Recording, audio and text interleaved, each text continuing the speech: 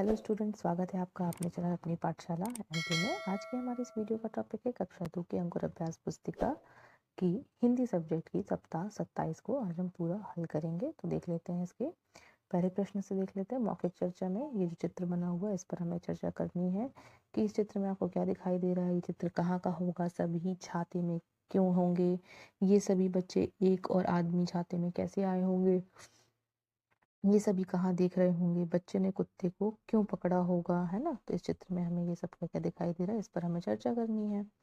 फिर स्वतंत्र लेखन हमें करना है। बारिश होनी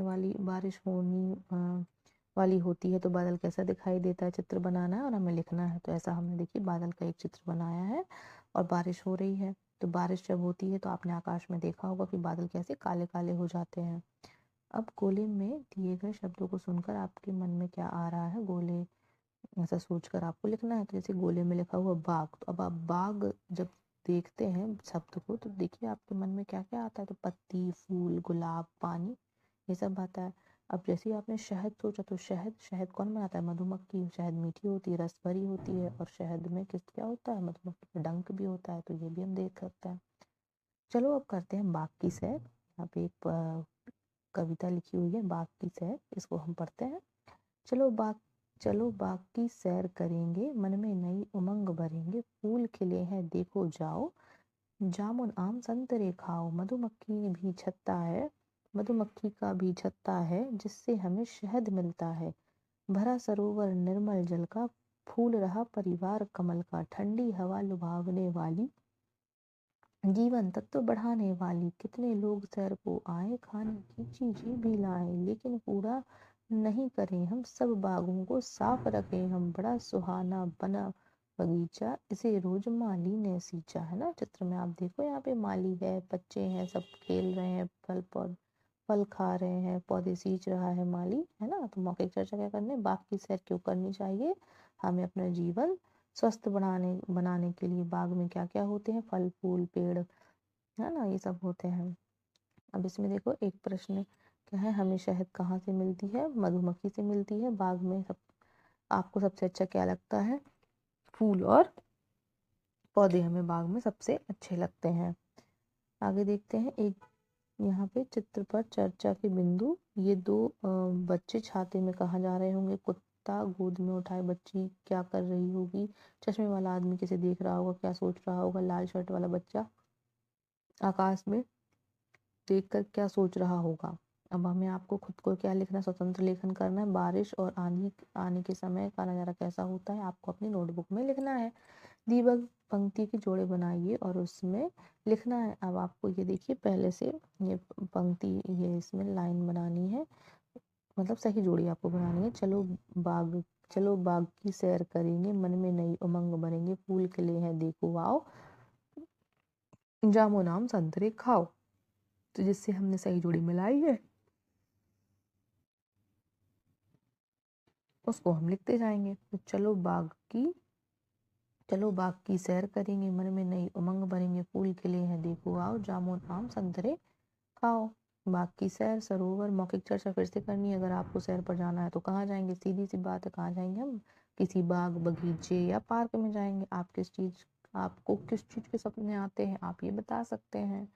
अब लिखित प्रश्न क्या है, हमें हवा कहाँ से मिलती है, पेड़ों से मिलती है। बाग में आपको क्या क्या देखने के लिए मिलता है, पेड़ पौधे चिड़िया फूल पत्ती हमें देखने को मिलती है। फिर से एक चर्चा का बिंदु, आपके पड़ोस में कौन रहता है, आप उन्हें नाते से क्या बुलाते हैं।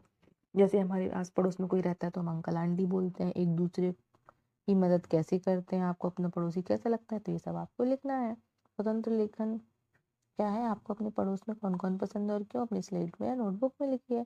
दीगर शब्द के अक्षरों से नए शब्द बनाना है। देखो सुहाना लिखा हुआ है तो इसको हम अलग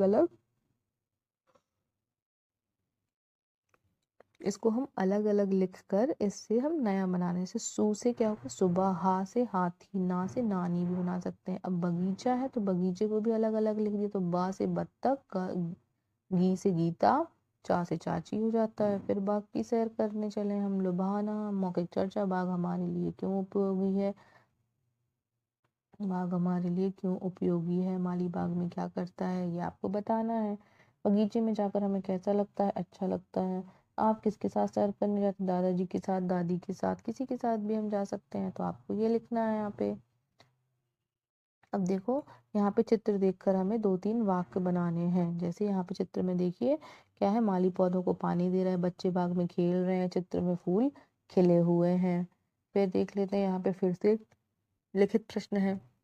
मधुमक्खी शहद कहाँ बनाती है? छत्ते में बनाती है। आपने कौन कौन से फल खाए हैं? आम, संतरा, केला, पपीता खाए हैं। फिर देख लेते हैं यहाँ पे समान अर्थ वाले शब्दों को इसमें से छांटना है हमें। उत्साह को क्या बोलते हैं हम? उमंग भी कहते हैं। फूल को सुमन, जल को पानी, तालाब सरोवर, मधु शहद, निर्मल साफ, भंवरा भौरा, हवा पवन, सैर घूमना। इस प्रकार हमने यहाँ से ये छांट कर यहाँ पर सब में लिख दिया है।